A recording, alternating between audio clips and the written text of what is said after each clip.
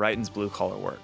You got to get your hands dirty. And that's, I think, what a lot of people struggle with when they come down to do this, is they'll have this one brief moment where the muse transcends your body and suddenly you blank, and then there's this beautiful poem written on your page. And that thing happens once out of every probably 50 times that I sit down to write. And we all live for that, but that's not going to pay your rent. And that's kind of one of the things that working in corporate America really instilled in me, is that like, that's what being a pro is. Being a pro is the brief and the deadlines are agreed upon and you got to hit, you know? And often what's there, while it may not be your best work, is good work. And it's a lot of it's being comfortable with that as well. This is Creator, the podcast from Matador Network. I'm your host, Ross Borden, and I believe creators are the future of all global advertising. So join me as I sit down with top creators to hear about how they got started, the challenges they've overcome, and the tips you need to become a full-time creator. All right, we're back with another episode of Creator, the podcast. Today we have Blake Kasemeier. Did I get that right? Correct. Yes. Better than my high school. So all right. Well done. Thank you for having me. I'll take it. Yeah. So Blake has really amazing creative content around just everyday stuff, fatherhood, grief, the things that we all go through, but I feel like are less often presented. I almost feel like one of my gripes with social media is it's like everyone's highlight reel of just like the best thing that happens to you rather than the everyday stuff that happens to everyone else. So let's start with fatherhood, because I'm a dad of two. I really love that whole series. So what's up with fatherhood in 2026? Yeah. So it's funny. Fatherhood became the thing, right? Because I actually actively avoided being a dadfluencer or talking about fatherhood for the exact reason that you brought up earlier, right? It's the idea that, one, I never wanted to exploit the privilege of being a dad. And two, it was because like you're given two options when it comes to kind of like parenting creators. You have these people who like make content that's specifically about like how hard it is and how like rough it is. And then you have this like weird, idealized, like hyper curated version of parenting that just, you know, you're measuring your low based off of somebody else's high, you know? Right. And so I never wanted to really participate in that, but I was about, 3 years into parenting, and I was about 1 year into kind of having some sort of a presence on the internet. And I just didn't have much to write about one day. And I thought, I'm just going to turn the lens onto this thing and see how it goes. And it was a perspective that I think a lot of folks just really were missing. And the first couple of videos I did of it just went crazy. My series is called This Week in Fatherhood. Actually, as of this Sunday, it will be 3 years of every Sunday putting out a video that starts with This Week in Fatherhood. I'm stoked. It's been an insane ride. But yeah, that first one, the first couple, I was reluctant, and then when they were doing well, I almost resented it because I was like, you know, the David Foster Wallace quotes, you know, you don't get to pick what you become famous for. And it was like, okay, well, I guess. And it was almost like maybe the fact that I'm reluctant is a sign that I might be the right guy to do this. And so, yeah, man, I mean, how would you categorize your version? Because I agree with those are two bad options. Yeah. I hate what I would call like FML fatherhood or motherhood content where it's like, oh, I had kids and it's this huge inconvenience and my life sucks now. And it's like, I think being a dad is the best, being a parent is like the best possible gift I ever could have gotten. So I don't really relate with that, but I also don't relate with look how perfect our life is, how well organized it is. Our routines are flawless. Our vacations are flawless, because we all know that's not real. Yeah. So how would you categorize like your genre of parenting or fatherhood content? I was really hoping you were going to do this for me, actually. So like my whole objective is to inspire people to look at their own lives as a thing that's worth treating like art. You know, I think a lot of what we do is, especially with our phones and the way that we're presented with these images is it's that we're like, oh man, well, how can I make my house look like their house? How can I make my lifestyle look like their lifestyle? And how can I just bump it up, a few notches? And like what I want to do is to say like, no, man, like everybody finds, everybody finds fruit snacks in between the cracks of the couch. And there's something, and it's embarrassing. And, I don't like that my house is dirty, but like it's real. And I think we all there is some kind of beauty. There's going to be a time in my life where I clean out the cracks in my couch and I don't find anything like that in there. And I think that's something that we all can relate to. And it's not like aspirational. It's not super big. It's just my life. Mm-hmm. But I think my life and our own moments like that's where real art comes from. It's the very real. The very honest. That's exactly what I would say in terms of your take on fatherhood, real. Yeah. Because it's not a performance. It's also not like digging deep to find sympathy or relate with other parents about all the hardships. It's just like the realness of being a dad. Yeah. And I think that's why I related to the series. Part of that realness for me is that a lot of your videos, you have this like, again, it's kind of like, I would almost describe it as like poetry, but it's like really well written sort of prose about these things, whether it's fatherhood or grief or how you're feeling that day. But it's over very normal, typical video. It's not, you're not speaking to camera. You're not out filming in gorgeous places. This very inspirational B-roll. It's like B-roll of you making like food or doing jujitsu in your garage or something that like you clearly, again, bringing back to like the realness. It's your everyday. Yeah. Talk to us a little bit about like how that came to be and why you developed that. And because like, I think when you, without the VO, without the writing, these are very like just normal videos that probably wouldn't get 400,000 likes on TikTok, but with the combination, they really resonate with people. And maybe in my mind, it's the simple video gives people a chance to like lock in and listen to what you're saying. Yeah. But like, how'd you develop that whole style? It's funny, man. A necessity. I have a friend, Liam, who jokes. He's like, Blake's got 3 locations. He's got like his room, the kitchen, and the garage. And he makes like almost 300 videos a year in those 3 locations. And it's like, well, it's out of necessity. This is what my life looks like. Mm-hmm. And I also think, I come from, I'm 42. I went through, I think the hardcore, like Casey Neistat vlogging of like 2015, 2016, that era. Mm-hmm. And so much of Casey's stuff at the time was just in the inside of his studio or him going to do these very mundane things. And I was like, oh, wow. It was certainly like really interesting to look at and it was beautiful, but it was the story that drove everything. Yeah. And so, yeah, like I also think that the simplicity of the video, like the fact that I'm not doing too much crazy stuff all the time. Sometimes I do, but it's like, it allows you permission just to listen to what I'm saying. And I think that it's a good mix, I will say like it's gotten better over time. Obviously, like the edits, the quality of video, the quality of shot. But I would say from the time that I started to where I'm at now, I mean, maybe 25, 30% better, just refining the edges. That core concept has kind of been the thing that's always been in the pocket.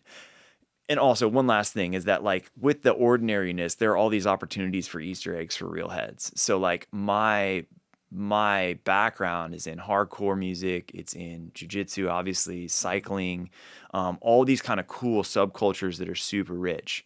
And so when I'm doing a video about, Robin and Gracie Abrams and somebody sees that like the band Converge is on my Spotify, that's intentional. And when I'm talking about, whatever it is, and I'm wearing a shirt of a band or a thing, that's intentional. That's letting people know like, hey, like this is for you a little bit.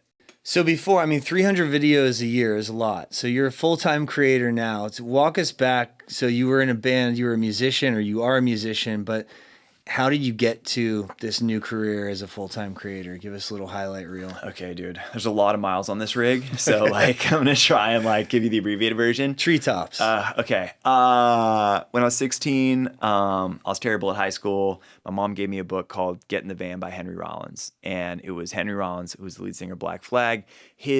The story of him being in Black Flag in his early years, and I was like, cool. Let's chill on the college essays. This is going to be it. This is what I'm doing. I was terrible at school. Didn't think doing more school was going to be the right thing. Wasn't going to fix it.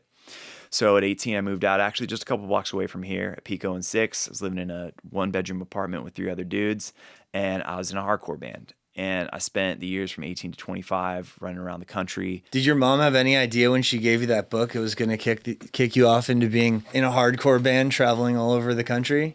Oh, brother, my mom was cool as hell. So, it sounds like it. Both my parents were. They were young parents, but they divorced very young.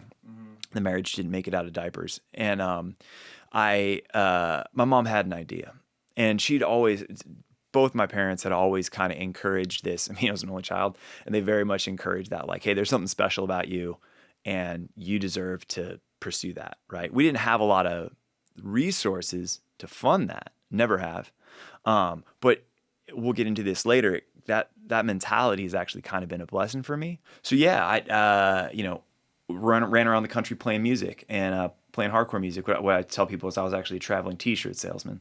So you go to a town, convince a teenager that you're cool enough to buy a T-shirt from you, so you can go to the next town and sell another teenager a T-shirt. And that ran its course. Unfortunately, when I was I ran into some sort of like mental health struggles, and the band did its thing, and I was like, well, I guess I got to be a real person, and went to community college, ended up at Cal, graduated from Berkeley, and went into the corporate world. And I was like, I'm just going to be a regular guy. My first paycheck I got from my first corporate job, I got my teeth fixed, and I got a tattoo on my ribs that says "Art is anything you can get away with," because in my head I was a copywriter at a fitness company. I liked copywriting, I liked fitness, and I was like, well, guess I'm getting away with this. You know what I mean? Like I'm an artist somehow, and I kept a little fire burning always, though. I always had some project, some piece of writing or some blog. I tried to be a vlogger for a minute, and there was a part of myself that, for better or worse, somebody told me at a young age, you've got potential. And that haunted me for most of my life, right? When somebody sees that thing in you that you see in yourself, and you're like, I am just ruining this. So because you're in the corporate world, you're like, what am I doing? I should be an artist. Yeah, and no offense to the corporate world, and for people that satisfies. I wish I could just be normal. Like because I've had great opportunities, but I've candidly been pretty bad at most jobs I've ever had. I mean, I had these brief moments where I was good and I had projects and things. I've got a resume that I'm proud of, but at some point there's just, I couldn't. There was something more that you were like, it seems like settling a little bit. It's weird, right? My last full-time corporate gig was actually in 2018. And this isn't because I shoved off to be a creator. I actually started my own agency, freelance, and a bunch of other stuff. But it started off, it was a fast growth startup, awesome company. I had a really important role, that you hire shallow and broad. So I had a shallow skill set, but it was very broad. And then as the company grew, you kind of like your role narrows and narrows and narrows. And by the end, I was pretty much just responsible for reading the customer success story at the company all hands on Fridays. And I would spend hours and hours on these stories. Because one, you have this awesome captive audience in the middle of an all hands at like a fast growth startup where it's just boring. You're talking about EBITDA and like, open enrollment. Yeah. And I would be like, sick. I'm going to like just blow the put roof on a off performance. And every week at that job, it was like, I would get this. People were so stoked for the company, like the success story. And people would come up to me, even like people in management, and be like, you need to do this. Like this, you need to do this. This is a talent, a gift you have. Right. I'm like, great. Doesn't really fit into my content marketing manager role, but whatever. And so that's like things like that just kind of always sat with me. And then, yeah, I got laid off from them in 2018, and I mostly was a freelancer. I started my own agency for a while. I ran that until 2021. I mean, dude, I've just been in it. Was it a social media agency? What kind of agency was that? It was actually, we were attempting to bridge the gap between the for-profit and nonprofit space through content. So we were attempting to partner big for-profit budgets with small nonprofits, and then tell really cool stories about the relationships between the two. So we were mostly a content marketing agency, but we ended up doing influencer marketing. We ended up doing a lot of content strategy, brand strategy, all that kind of stuff. The many hats that a creative director can possibly wear. Yeah. So I mean, I've got a long resume in this space. One question for you. In today's world, given how fast the creator economy is moving and how I would say a lot of creative agencies or agencies in general are getting disrupted by AI, because a lot of that creative work is now like you could prompt it out on Claude. Is it a brighter future or more exciting to go all in to being a full-time content creator, or to start your own agency if you feel like you have skills in that realm? I mean, the two totally different beasts, you know, neither one of them is comfortable right now. I mean, not that they've ever been. Starting your own business is really hard. And dude, my business ended up being insolvent, you know, we got hit pretty hard by the pandemic. Most of our clients were in that space, but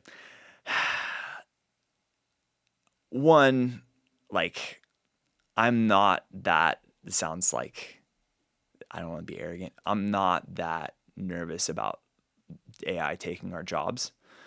Particularly for really good creatives in either one of those genres. So in categories or whatever it is, you know, it really comes down to your level of how comfortable you are being uncomfortable. Because being a content creator full time is uncomfortable.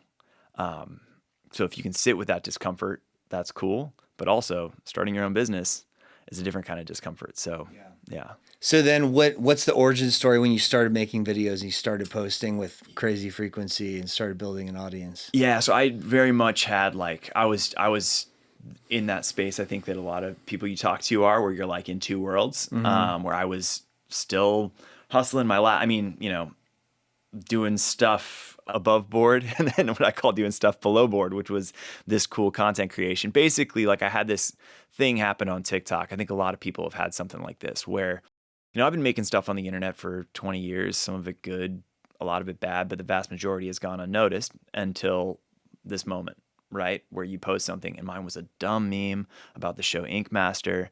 And I made it I literally made it in less than a minute in my kitchen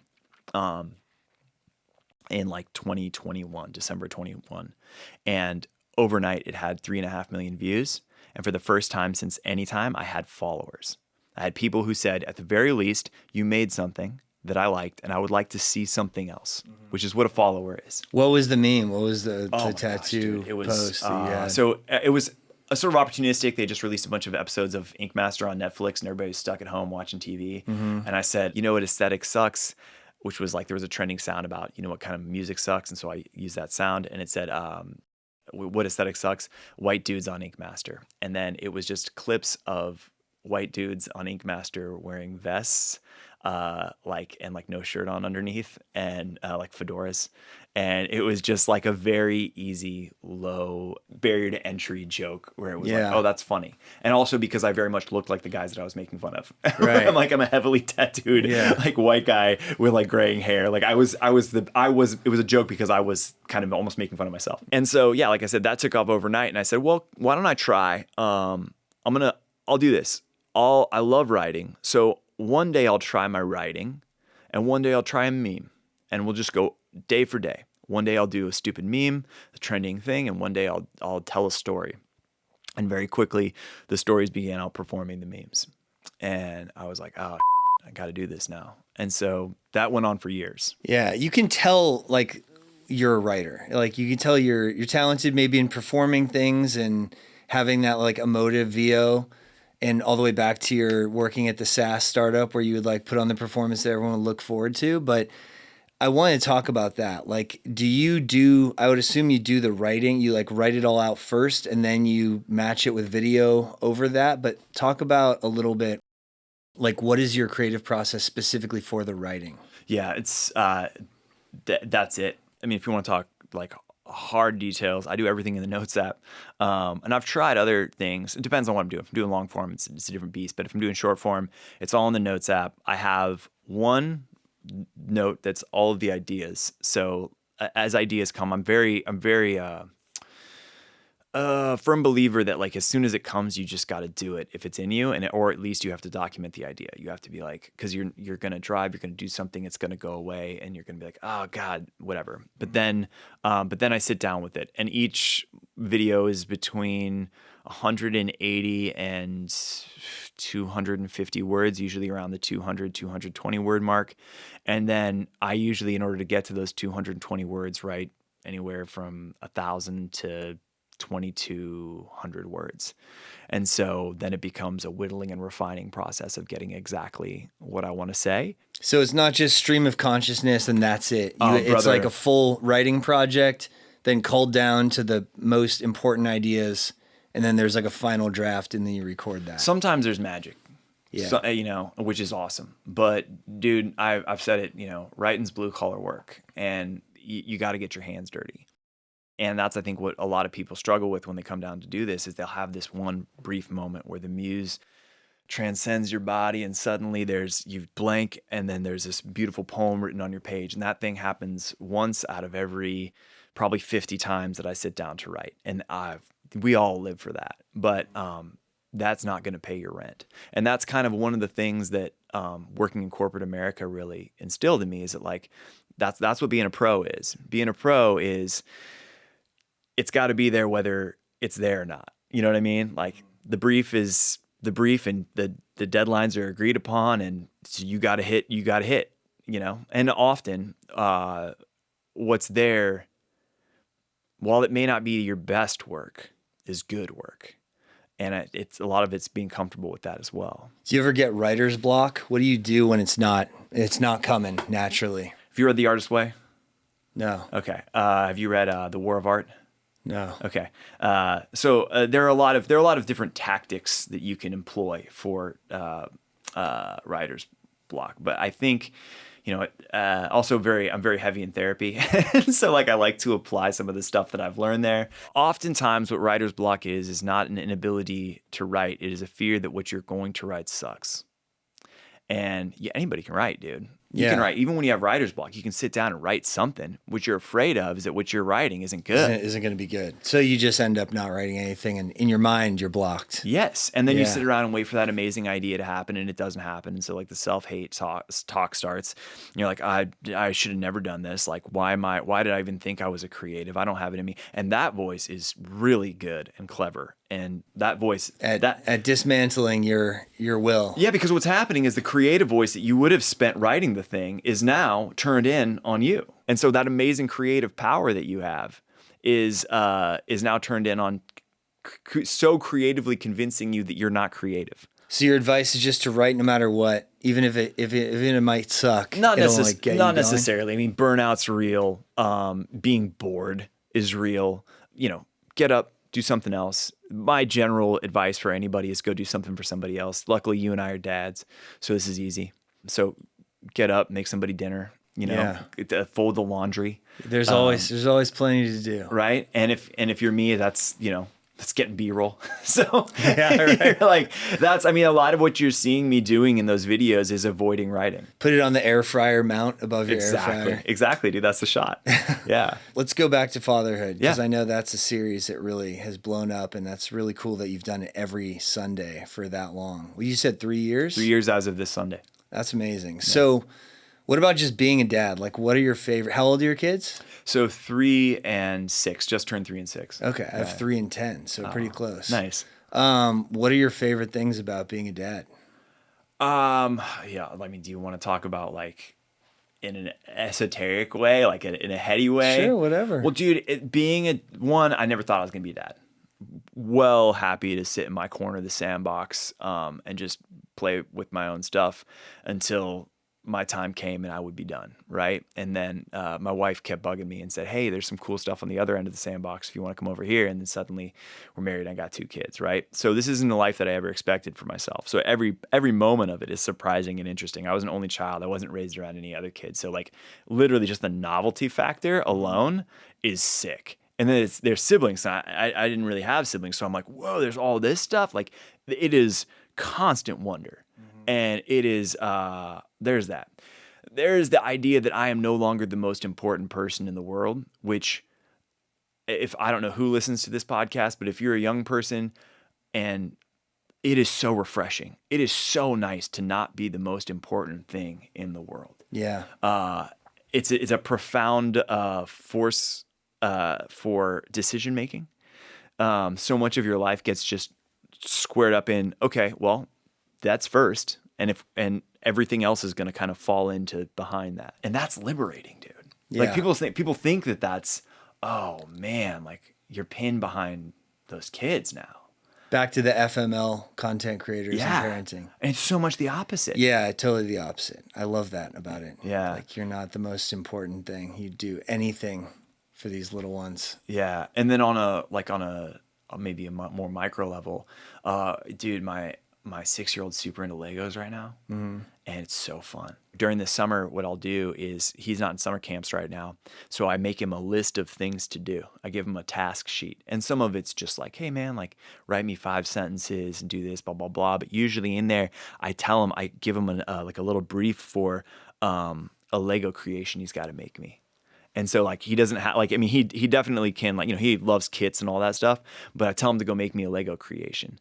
And whatever he brings back to me, dude, is just so much cooler than I could have imagined. You know what I mean? Like I'll be like, yeah, make me a dune buggy, or make me a submarine, or make me a castle. And dude, he'll go and that part of it is like, wow, that's so rad. So yeah.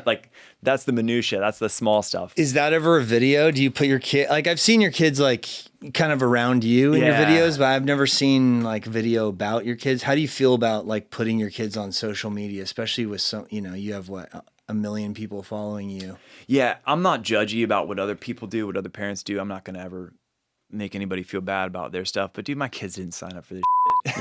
Yeah. So like, you know, it's not their fault. They didn't even ask to be alive. That was on me. And then 2, like they didn't ask to be born to a dad who makes his living by telling stories on the internet. And so it's not really fair for them to have to be involved. If they're interested in it in some way, to the degree that I think it's safe, they can be involved. But for the most part, like, you know, there are moments where, you know, my 3-year-old will just grab my phone and run around with it, and it's just so adorable. And I'm like, all right, I got to do something with that, 'cause it's really cool. Yeah. But for the most part, you know, there's no takes. They're not reading lines or anything, you know, like that. And for the most part, their audio isn't even in any of the videos. Yeah. So I try to keep it relatively anonymous, which I think also sort of helps people relate to the videos a little more. Mm-hmm. One of the blessings and the curses of what I do is I kind of start every video from zero. So like I've been really bad at creating a narrative that strings all of my content together. Mm-hmm. Every video I have to create a world in, and that kicks you in the butt, dude, because it's a lot of work. But because of that, you don't know where my kids go to school.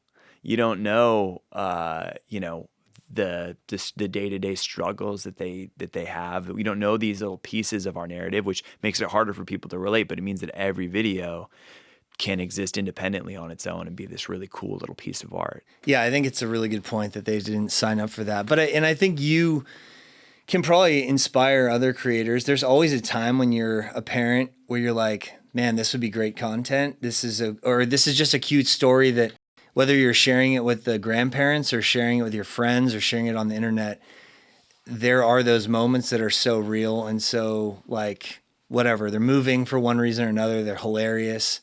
I always say that my 3-year-old's like best comedian ever. That age 3 to 5 is like prime comedian territory.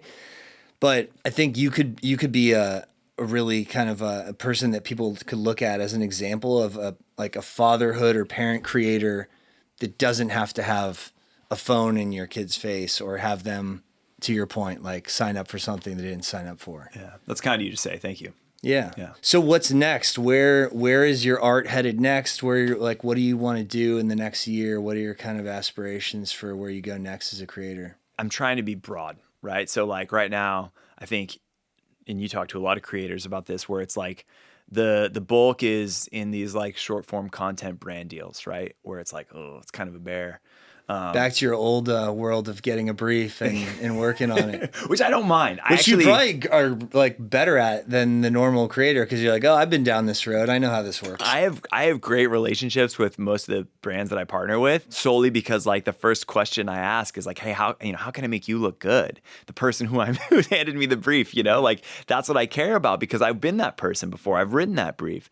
And also like, I think that there's a world where we all win, right? Where like I still make a sick video for my audience, and where they still hit their KPIs and we're good, So that's cool. don't get me wrong. I love that piece of the business. It's super fun. And I've managed to be able to do it in a way that's like super cool. My audience appreciates it. My audience roots for me, dude, which is so sick. Like that's the coolest comment that you can get on a brand deal is like, Blake, get the bag, or you're making the right people famous, right?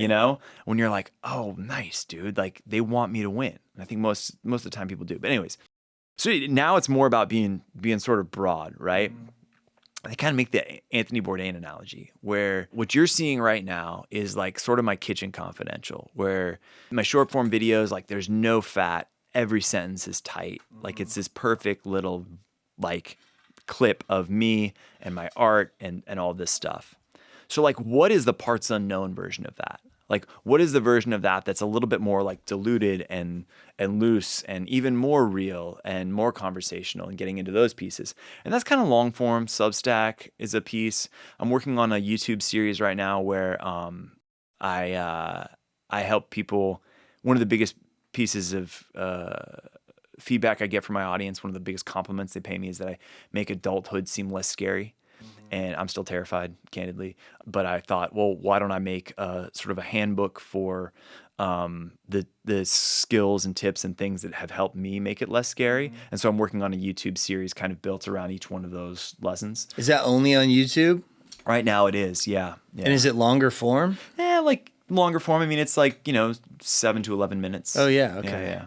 Is that kind of your strat? Like, talk about YouTube, because I feel like if you gave creators a choice of like where you could be big, I would say almost everyone would say YouTube. But YouTube in a lot of ways is the hardest one to crack. Yeah. And the people who I know who've built millions and millions of subscribers, one, it was a slog to get past 100K, and then it started moving faster. And they had to kind of put on blinders and have just consistency. I'm friends with this Luis, my friend in Mexico.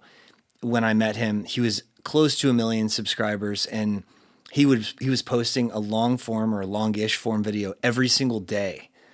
But now he's got 40 million, 46 million subscribers or something crazy like that. So, wow. And I feel like now it's almost like the more you can be thoughtful in like a really well thought out content series, you can probably grow a lot faster than just like posting anything. But any advice from your experience growing YouTube and getting into that? Well, so first of all, my YouTube has 3,000 subscribers right now. Okay, so just starting out. Just starting out, and I am years behind your friend Luis, which is fine.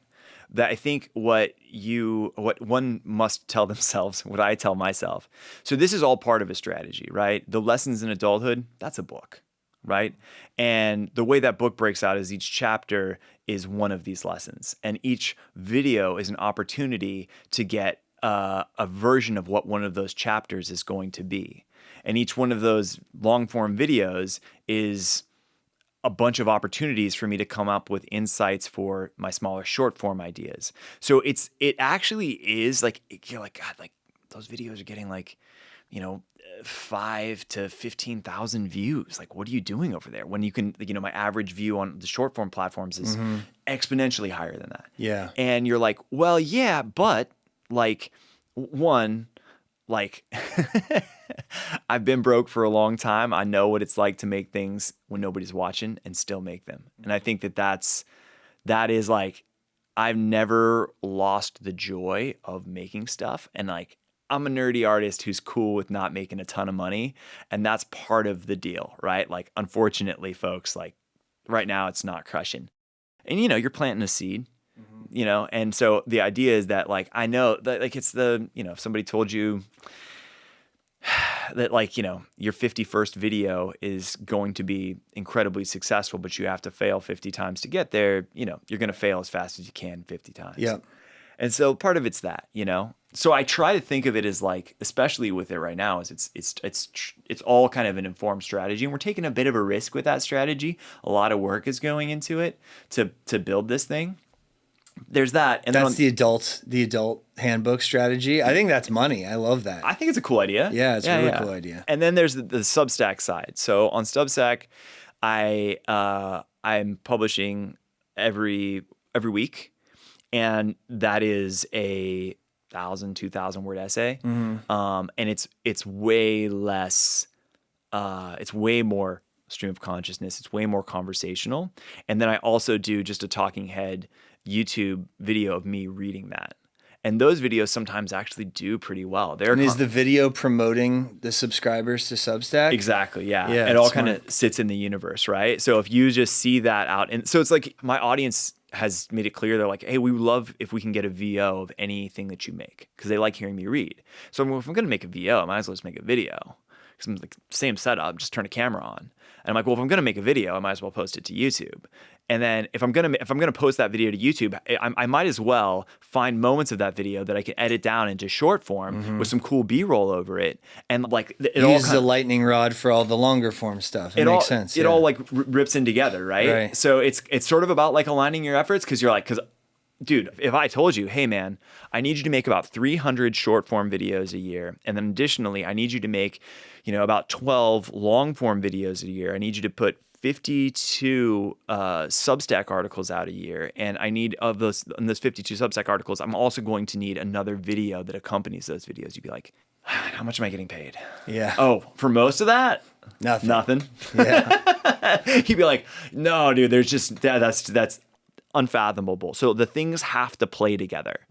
Otherwise, dude, you're gonna drown, I think. Talk about a little, like some of the biggest, most viral, and really my favorite videos of yours. Talk about the bad things. Grief, you lost your mom. Yeah. The day you lost your job. I think those two things may have happened in a similar time frame. Yeah. But talk about like that idea of the, working through grief, in a very public way. What was that like, and how do people respond? Like, I feel very strongly that like a lot of the things that have power over us in a bad way only have power over us because we're afraid to talk about them, right? Because we're afraid to address them.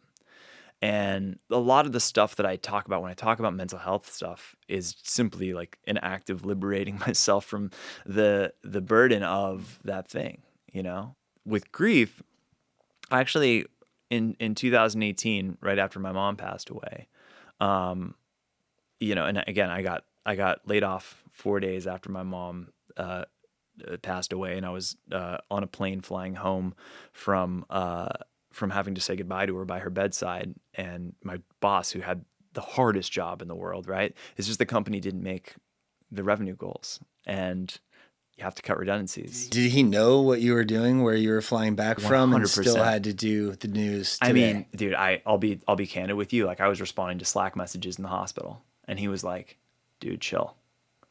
And I was like, no, like, we got to get these edits over. Like, I want to make sure we get the feedback from. He's like, dude, chill. I mean, he knew. Yeah. And he was like, close your laptop, And so when he inevitably had to lay me off, I was like, oh. That makes sense. Yeah. And then it was my fiance's, January 18th, 2018, it was my fiance's birthday. We were getting married in 7 months. And like that thing, all of that is terrible. But me saying it out loud and someone else hearing it, like, that's beautiful. And so that's the only way, not the only way, but that's one of the only ways that you can make something beautiful out of these terrible things that happen to you, is to say like, hey, the darkness in me sees the darkness in you. The wound is where the light enters us, And it gives us this moment to connect as humans and to drop all of this that we have in front of us, all the other stories that we're telling in order to prevent ourselves from telling that story. And I think that's why those videos do so well. And that's the whole idea behind therapy, right? Even though not all therapy's happening on Instagram or TikTok, it's like you said earlier, you were really invested in therapy or like. Yeah. So that's, we talk about that, but we live on our phones now. We live in these screens. If we look at what our screen time is, it's too much. Average, it's too much. And it is, for most people, it's a significant portion of our day. And it would be absurd to say that the messages that we receive from our phone don't impact us in some sort of significant way, right? So it would be absurd to say that mental health resources served through your phone aren't important, right? Because that's where it's happening. That's where we are. And so yes, it's some of it going to be bad? Is some of it going to miss the mark? Is some of it whatever? Of course, yeah, but so is therapy, and real therapy. And so I think providing people at least an opportunity to be seen in that space is it's super important. So and it would be a silly thing to ignore. But yeah, dude. And again, and then there's a fine line, right, between trauma dumping and sort of exploiting this terrible thing that happened to you for views, which, dude, is a thing. Yeah. And so that's with parenting, with this stuff, there is this fine line that you have to walk as a responsibility that comes with it, I think. Totally agree. Blake, this has been a great conversation. Thank you for coming on the show. For those who don't already follow you, where can we find you online? At Blake of Today. Blake of Today. Everywhere. Nice. I've been lucky to grab Brand that handle consistency. everywhere. Yeah, of course. All right. Thanks for coming on. Thank you for your platform. Thank you for your time. Yep. Yeah. Creator, the podcast is produced by Matador Network. We are a leading global travel publisher focused on travel and adventure. If you enjoyed today's episode, please subscribe. Every week, I interview a new top creator. New episodes are released every Tuesday on YouTube, Apple Podcasts, Spotify, and everywhere podcasts are found. Thanks for listening.